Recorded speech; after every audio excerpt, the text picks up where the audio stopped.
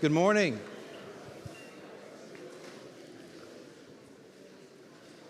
Good morning again. We have a couple of men who are passing handouts out. So if you have not received a handout for Lesson 3 for Esther, please raise your hand. These men will get one to you. Raise your hand if you need a Lesson 3 handout.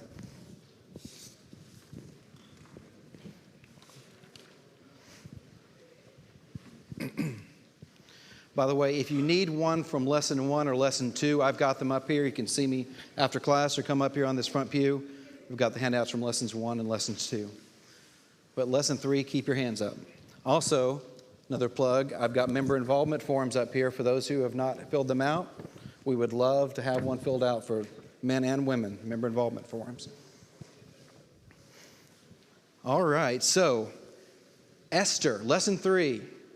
What we've tried to do throughout this series is to take a book, the only book in the Bible that does not have the name of God specified in the book, and see God in the book. We call it Seeing the Unseen God. Even though his name is not mentioned, he's working, his providence is working behind the scenes.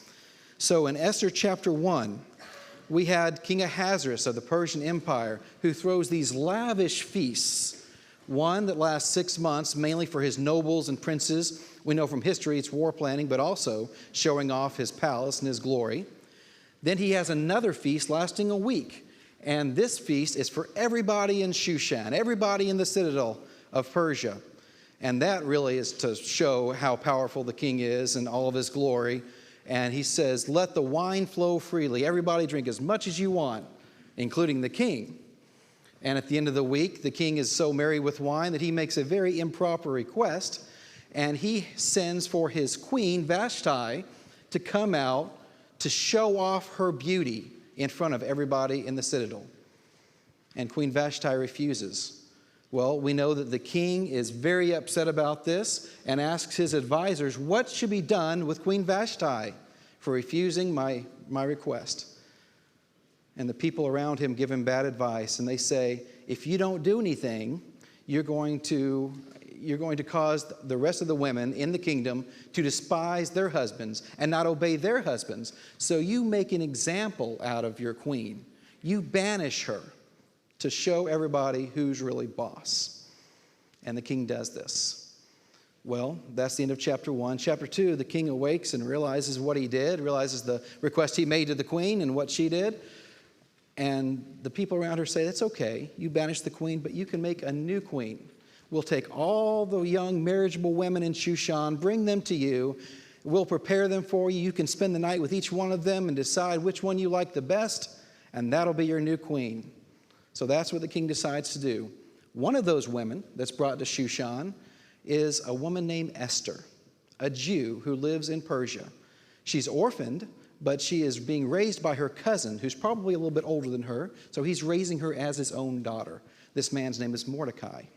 Mordecai is a relative of, he's a Benjamite, a relative from King Saul.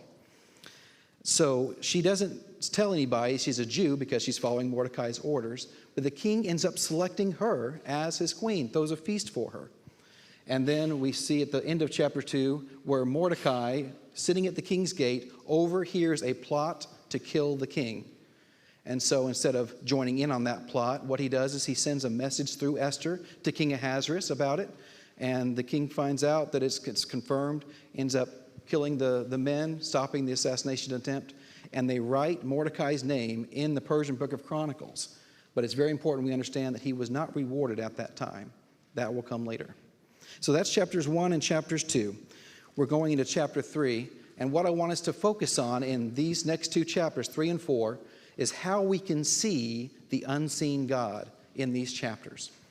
So look for these 5 things. Either people who did these, attributes of good leaders, or people who didn't do these 5 things. Number 1, God is seen when we worship him only. Number 2, God is seen when we control our anger. Number 3, God is seen when we are connected to his people. God is seen when we fast and do it privately, not to be seen of men. And God is seen when we offer our lives for him.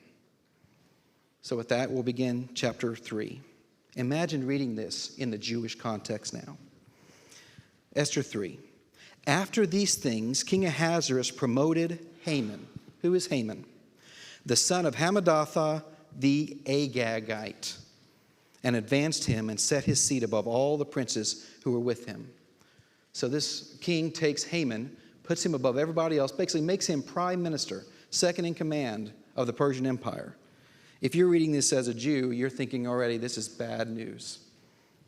Bad news. You know the history of Agag. Let's all turn to Exodus chapter 17. We'll find about that history together. Exodus chapter 17. This is what the Jews already knew. But to catch us up, Exodus 17. Moses has already led the Israelites out of Egypt. They've crossed the Red Sea, and now they're about to get attacked by a man named Amalek and his army. And beginning in Exodus 17 and verse 8, now Amalek came and fought with Israel in Rephidim. And Moses said to Joshua, choose us some men and go out, fight with Amalek. Tomorrow I will stand on top of the hill with the rod of God in my hand. So Joshua did as Moses said to him and fought with Amalek. And Moses, Aaron, and Hur went to the top of the hill. So we know this story. Moses is fighting with Amalek, or Moses and his army is fighting with Amalek. Moses raises his arms, and anytime that Moses' arms are raised, the Israelites are winning. But throughout the day, his arms get tired, fatigued, and his arms fall down. And when his arms are down, Amalek starts to win. So they take Moses up to a hill, and Aaron holds up one arm, and Hur holds up the other arm, and they keep his arms raised through the duration of the battle, and Israel ends up winning. But because of this, the Lord is angry with Amalek. And in the last two verses of Exodus 17, Moses built an altar and called its name, "The Lord is my banner." For he said, because the Lord has sworn, the Lord will have war with Amalek from generation to generation. Very upset with Amalek about his fighting Israel. Now let's turn to 1 Samuel chapter 15. 1 Samuel 15, which is the bridge between Exodus and Esther. 1 Samuel 15, beginning in verse 1. Samuel also said to Saul, the Lord sent me to anoint you king over his people, over Israel. Now therefore heed the voice of the words of the Lord. Thus says the Lord of hosts, I will punish Amalek for what he did to Israel, how he ambushed him on the way when he came up from Egypt. Now go and attack Amalek and utterly destroy all that they have. Do not spare them. Kill both man and woman, infant and nursing child, ox, sheep, and donkey. So Samuel tells Saul, everything, wipe them out. Go down to verse 7. Saul attacked the Amalekites from Havilah all the way to Shur, so a large swath of these Amalekites, which is east of Egypt. He also took, listen to this, Agag, king of the Amalekites, alive, and utterly destroyed all the people with the edge of the sword. But Saul and the people spared Agag and the best of the sheep, the oxen, the fatlings, the lambs, and all that was good. So they killed the bad things, basically, the things they really didn't want, but they spared the king Agag, and they spared the oxen and the sheep. When Samuel confronts Saul about this, he says, well, I was just saving the best sheep and oxen to sacrifice to God. And that's where Samuel says, to obey is better than to sacrifice. All right. So that's the story of that. Agag ends up dying, by the way. Samuel kills Agag. But that brings us back to Esther chapter 3, because the Lord is having war with Amalek, and Agag was a king of the Amalekites. So this is bad news for the Jews here. Haman is now over the Jews in the Persian Empire. And all the king's servants, verse 2, who were within the king's gates, bowed and paid homage to Haman, for so the king had commanded concerning him.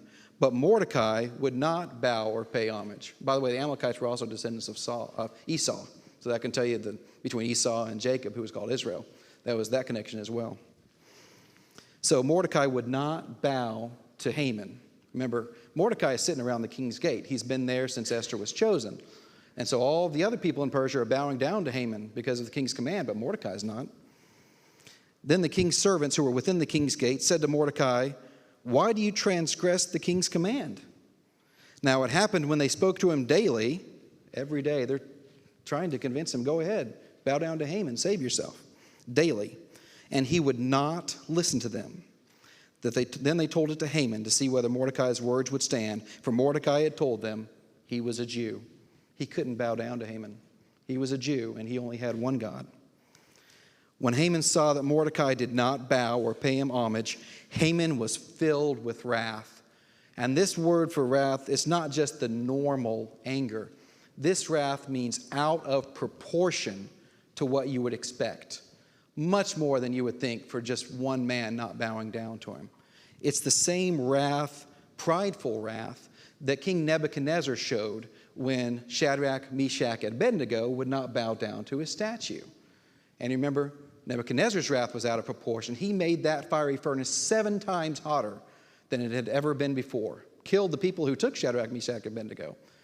So Haman's going to do something similar out of proportion. Verse 6, he disdained to lay hands on Mordecai alone, for they had told him of the people of Mordecai, the Jews. Instead, Haman sought to destroy all the Jews who were throughout the whole kingdom of Ahasuerus, the people of Mordecai. I'm not going to just take out this one person that I saw not bowing down. I'm going to take out his entire race. All right, let's turn to Proverbs chapter 15 and verse 18. Proverbs 15:18. Teach us a little bit about wrath. We'll go into pride. Proverbs 15:18. If somebody could read that for me, please.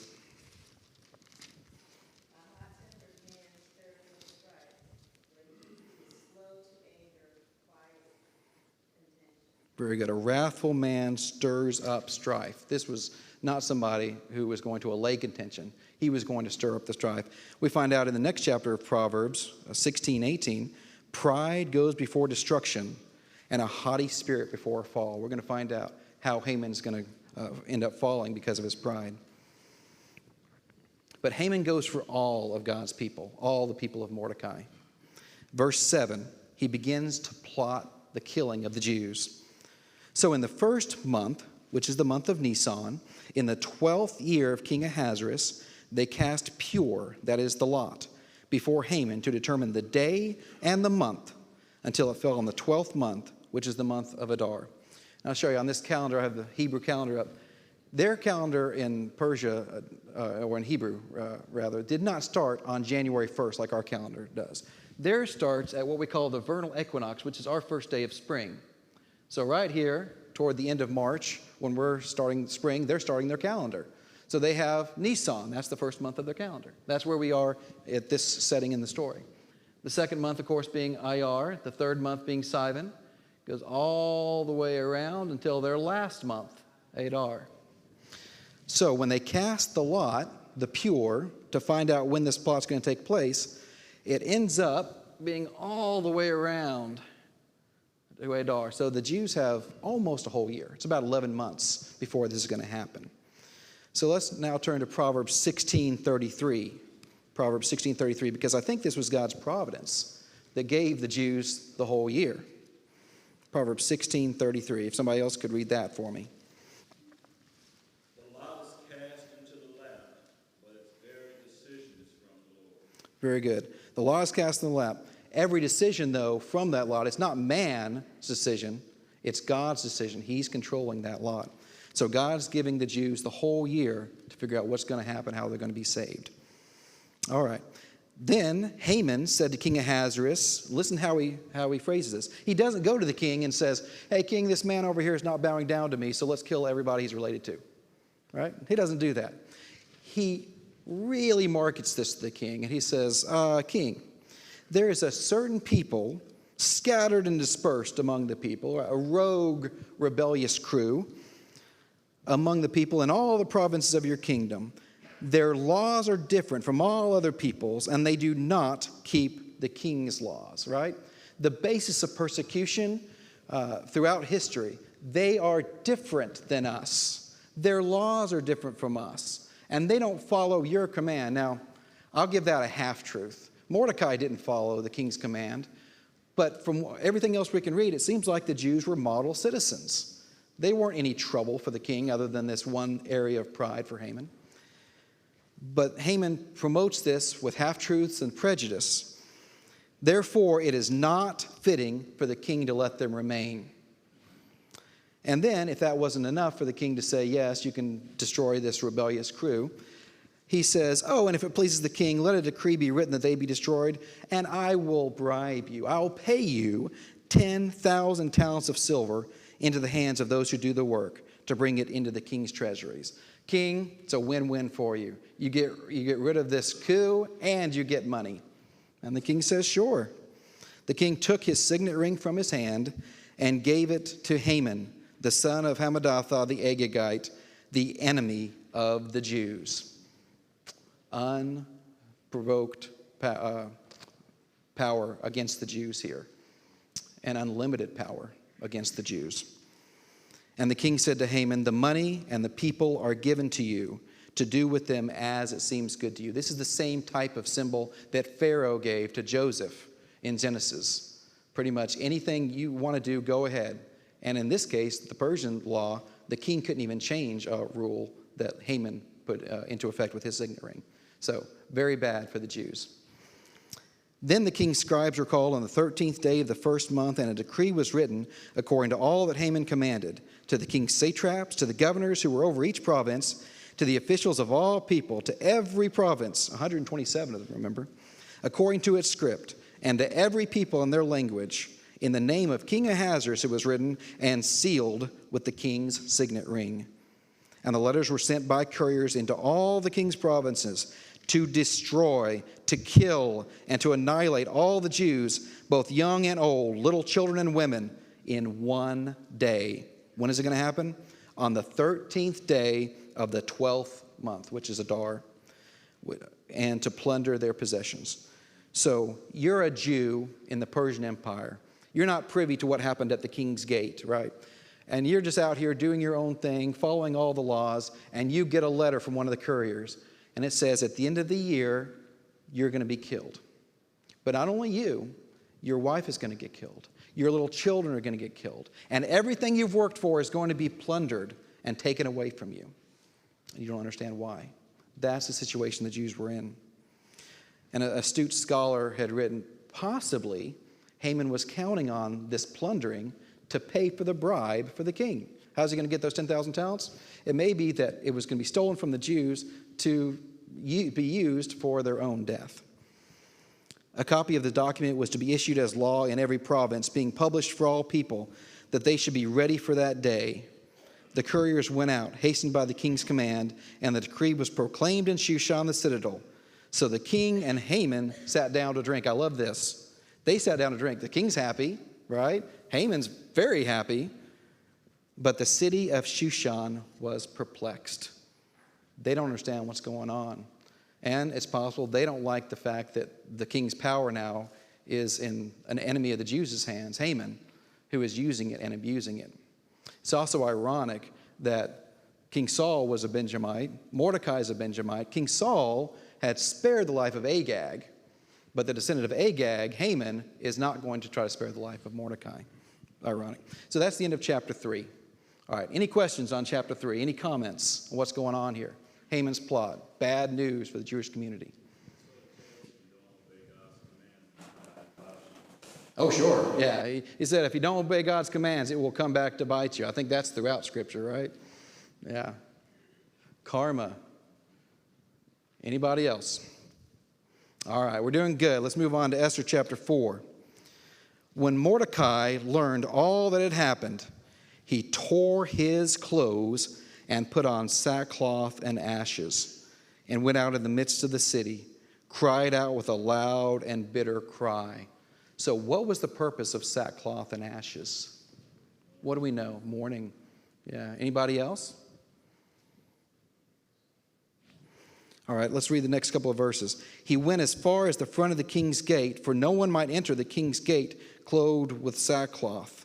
I'll pause here for a little moment. So he's allowed to go as far as the beginning of the palace with sackcloth and ashes, but he can't go any further because he's wearing sackcloth, because he's in mourning. Isn't it nice to know that in our lives today, we don't have to stop at our king's gate when we are mourning. We can go all the way to him. At that time, they weren't allowed to. The king didn't want to hear mourning. He only wanted to hear good things. But we are allowed to take our mourning to the king. All right, verse 3. And in every province where the king's command and decree arrived, there was great mourning among the Jews, with fasting, weeping, and wailing, and many lay in sackcloth and ashes. I learned something new this week in studying for this. Does anybody happen to know why someone would just wear sackcloth in the Old Testament versus sackcloth and ashes? Anybody have any idea? So I read this from a Jewish writer, and I went through the Old Testament verses that talks about sackcloth and ashes, and it seems to hold true. I wanted to read this for you. When someone died, the act of putting on sackcloth showed heartfelt sorrow for the loss of that person. We see an example of this when David mourned the death of Abner, the commander of Saul's army, in 2 Samuel 3:31. So when somebody physically died, the person wore sackcloth. Jacob also demonstrated his grief by wearing sackcloth when he thought his son Joseph had been killed in Genesis 37. These instances of mourning for the physically dead mention sackcloth, but not ashes.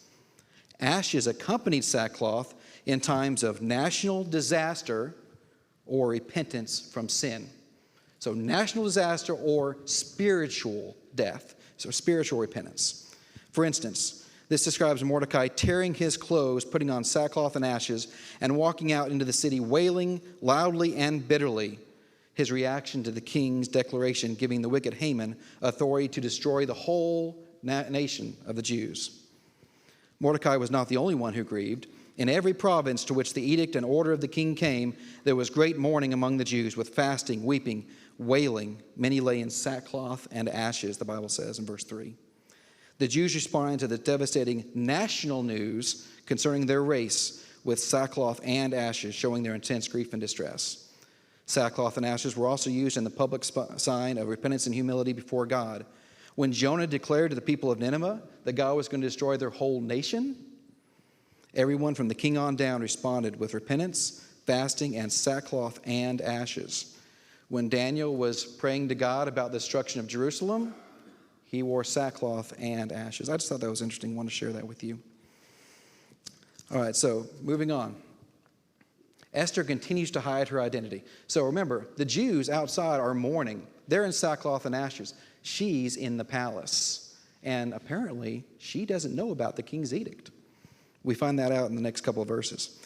So Esther's maids and eunuchs came and told her about this man Mordecai in sackcloth and ashes at the king's gate. And the queen was deeply distressed. She knows what that means. She's a Jew. Then she sent garments to clothe Mordecai and to take his sackcloth away from him, but he would not accept them. Then Esther called Hathach, one of the king's eunuchs whom he had appointed to attend her, and she gave him a command concerning Mordecai to learn what and why this was. I'm not going to be too hard on Esther here because this was God's providence for her to hide her identity. This was all in his plan, his providence. However, she's unaware of her people's plight. And I wanted to read something else. This is actually from a book my mother wrote, Struggle, Seek, Grow. Just a paragraph that I think talks about this, and I want us to consider. Some interesting traits are revealed about Esther. First, she continued hiding her identity as one of God's people, and it appears she was uninvolved with them. As they wept and mourned, it seems she was unaware of the king's edict. Is it possible, brothers and sisters, for a child of God to become so caught up in their career that you don't even know what's going on in God's family? We can assume that Esther did not worship regularly with her people or join in their fellowships. Yes, a person can become so busy in their secular lifestyle that they're uninvolved with their spiritual brothers and sisters. For Esther, it was a physical palace that kept her away, that kept her uninvolved and separated from her physical family. But for us, we can have things in our lives that cause us to have walls around us, our palace walls, that keep us away from our brothers and sisters. And I want us to consider that both today and throughout this week. Think about things in your life that make up those palace walls. What's keeping you separated from God's family? We meet here on Sunday morning, Sunday evening, and Wednesday night. We have fellowships, we have service projects, we have lots of ways that we can get involved. And I implore you to consider, what are those walls in your life that are keeping you from coming and being involved in God's family? This was the biggest thing in Esther's life, the biggest thing in the Jews' life in their generation. And she wasn't even aware of it because of those palace walls. Just consider that this week. So Hathach went out to Mordecai in the city square that was in the front of the king's gate, verse 6. And Mordecai told him all that had happened to him and the sum of money that Haman had promised to pay into the king's treasuries to destroy the Jews. He just lays it out for Hathach here to tell Esther. Just lays it out. He also gave him a copy of the written decree for their destruction, which was given to Shushan, that he might show it to Esther and explain it to her, and that he might command her to go into the king to make supplication to him and plead before her people. So Hathach returned and told Esther the words of Mordecai. What do you think Esther's response is here? Esther's hearing this for the first time. What's her response? Can she go before the king? Not according to the law. She responds, verse 11, all the king's servants and the people of the king's provinces know that any man or woman who goes into the inner court to the king who has not been called, he has but one law, put all to death. If the king's having a bad day and she hasn't been called and she goes before him, she's dead, right? One exception, though. Except the one to whom the king holds out the golden scepter that he may live. And Esther says, yet I myself have not been called to go into the king these 30 days. I can go in, Mordecai, but I would be risking my life, and I'm not sure that I want to do that this time. So they told Mordecai Esther's words, and Mordecai pleads with her even more and says, do not think in your heart that you will escape the king's palace any more than all the other Jews. Eventually you'll be found out. Eventually. Don't think you're going to escape. For if you remain completely silent at this time, relief and deliverance will arise for the Jews from another place. Mordecai has faith. Mordecai knows God's providence will prevail. It'll come through somebody else. However, you've got to step up, Esther. You and your father's house will perish, yet who knows whether you have come to the kingdom for such a time as this. Who knows but that you have been created and you have been put in this position for this moment. Think about that this week. Has God put you in this position in Fort Mill, South Carolina, in Rock Hill, South Carolina, in Charlotte, North Carolina? Has he put you here for a specific purpose? And I imagine that he has for each one of us. It may be the person we work with that we can help teach the gospel to. It may be to encourage somebody else. It may be to fix somebody's house. It may be to take them food. It may be to show God in some way to them to lead them to Christ. We talked about God's providence a couple of weeks ago. There's always something we can do. However, as Robert Holland mentioned to me a couple of weeks ago, God's providence stops with us if we're not willing to step forward. It'll bypass us. Yes, his plan will prevail, but it won't be with us if we don't step up. So step up. Think about ways you can be involved. Step up this week. Know that God put you here for a reason. Look for that reason and do it. All right, move on to Esther 15, or Esther 4:15. Then Esther told them to reply to Mordecai. Esther gets it now. She says, okay, I understand. All right, she sees the urgency like Jacob did when he finally sent Benjamin to go to Egypt. Go gather all the Jews who are present in Shushan and fast for me. Neither eat nor drink for 3 days, night or day. My maids and I will fast likewise. And so I will go to the king, which is against the law, and if I perish, I perish. So Mordecai went his way and did according to all that Esther had commanded him. So she understands the urgency, and she's willing to sacrifice her life for her people. All right, so let's talk a little bit about fasting here. What is fasting? Abstinence of what? Of something, yeah. A lot of times in the Old Testament it was for food, but it was absence of something, giving up something to think about God, to focus on God. That's the reason for it. And so during fasting, our focus is on Him. And if it happens to be food, every time you feel the hunger in your stomach, you think about the reason why you're fasting. It gives you time and an occasion to pray about the reason why you're fasting. Lots of different reasons. What are some things in the Bible that people fasted about? What are some times that people fasted? Anybody speak up, think about anything? Perfect. David's child was about to die, and David knew that it would have been his fault, right? And it was because of his sin with Bathsheba. Very good. Anybody else name an occasion where somebody fasted? Jesus fasted, Luke 4. So he's about to go and be tempted by Satan in the wilderness. He knew he needed the spiritual strength. Very good. So he fasted for 40 days and 40 nights. Moses, absolutely, Moses fasted. There were times when he needed to do something for God and fasted for that, yes. All right, so I wrote down a few things here that I found through the scriptures. It's to prepare for an event like Esther is about to do here, or as Barry mentioned in Luke 4, when Jesus fasted because he needed the spiritual strength to prepare for that temptation time. It's to humble ourselves. David writes in Psalms that he fasted in order to show humility for God. It's in sorrow. So when King Saul and Jonathan died in battle, David fasted as a sign of sorrow for them. In supplication, there are times when we are wanting God to answer a prayer of ours, to do something on our behalf, to intervene, such as in Jonah when the king of Nineveh and the people fasted in order to change God's mind, maybe about them dying in 3 days. So they fasted for that.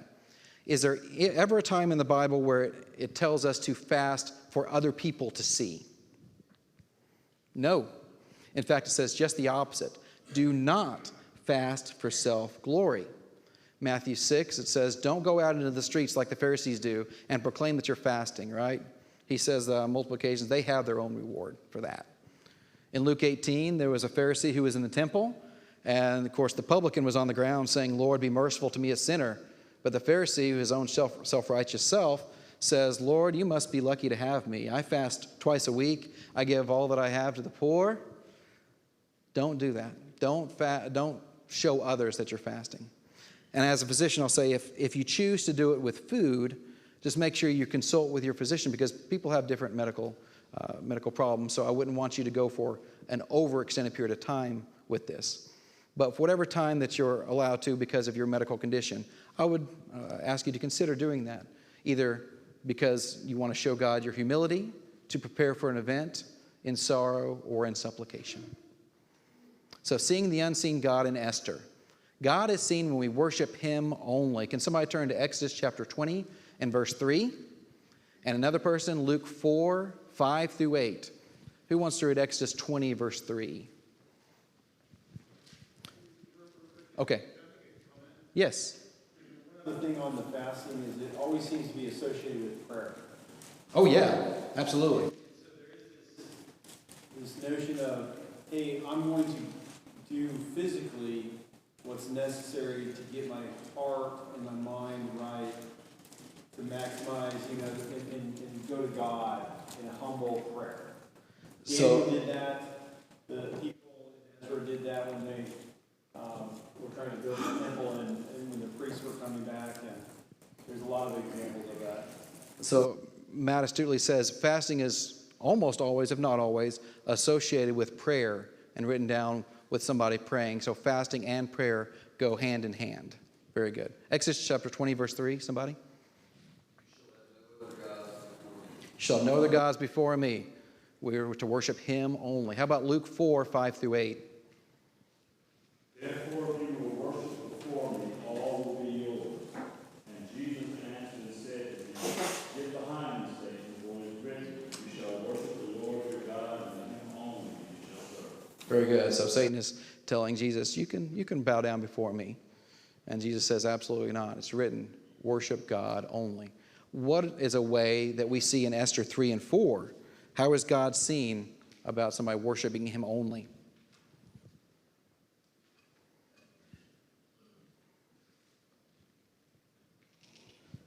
Yeah, Mordecai did not bow down to Haman, right? Mordecai saves his worship for God. He's a Jew. God is seen when we control our anger. Can somebody turn to Proverbs 14:29? And somebody else, James 1:19 through 20.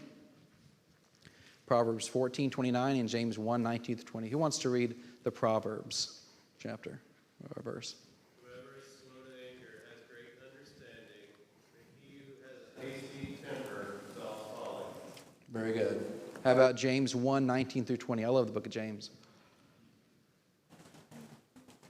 So then, my beloved brethren, let every man be swift to hear, slow to speak, slow to wrath, for the wrath of man does not produce the righteousness of God. Very good. So wrath cannot produce the righteousness of God. Who controlled or did not control their anger in Esther 3 and 4? Haman. His wrath was out of proportion. God is seen when we are connected to his people. Hebrews 10:25 and Colossians 3:16. Some of these may be by heart, but Hebrews 10:25. Not forsaking the assembly of ourselves together as is the manner of some, but exhorting one another, and so much the more as you see the day approaching. Very good. There are so many reasons to rejoice when we come together. Not only are we worshiping God and enjoying it ourselves, but we're also teaching and admonishing others. Colossians 3:16. The word of Christ dwelling in you richly in all wisdom, teaching and admonishing one another in psalms, hymns, spiritual songs, singing with grace in your hearts to the Lord. Very good. Teaching, admonishing, encouraging. So nice when we're all together and we're connected. Can you name something in Esther 3 and 4 where somebody was or was not connected to their people? There was a time, through God's providence, there was a time when Esther could not be with her people and was not able to be connected, did not know what was going on with her people. All right, God is seen when we fast privately.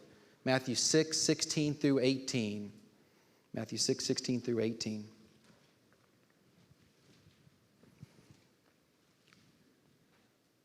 Anybody got that?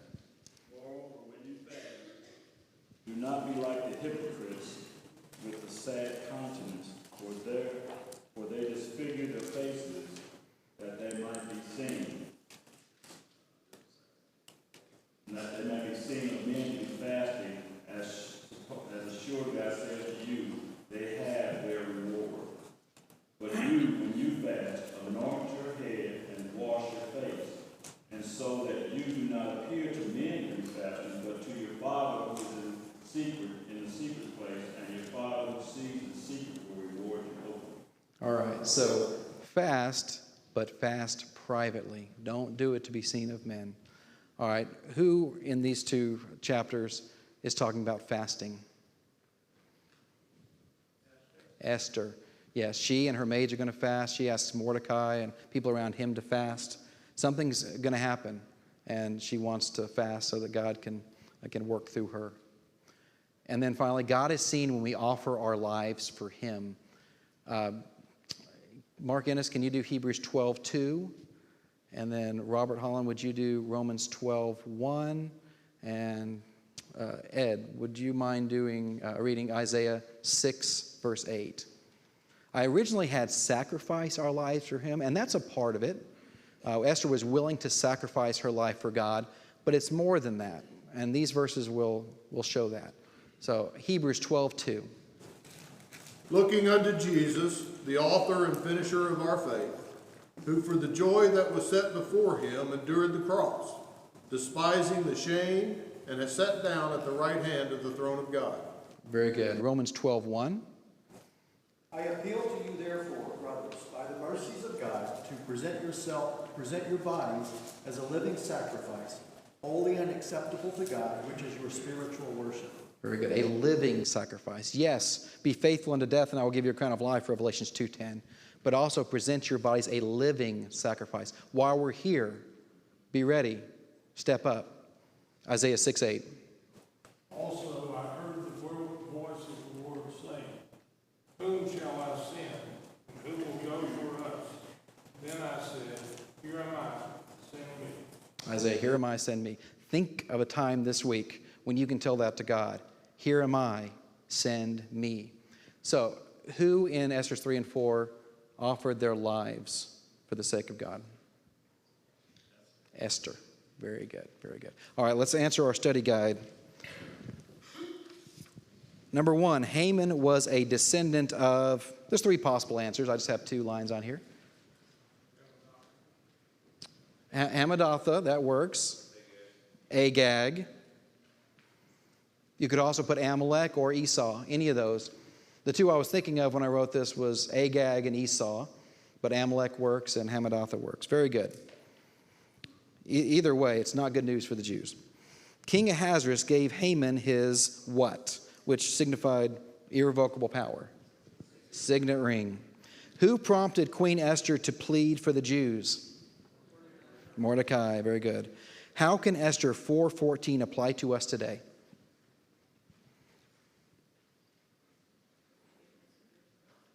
To be messengers of God. This is where Mordecai tells her, God's providence will prevail, but who knows that you have been put here for such a time as this. Yeah, so it can apply to us today because we know God's providence will prevail, and it encourages us to step up, be ready, be the vessel that God will use for his plan.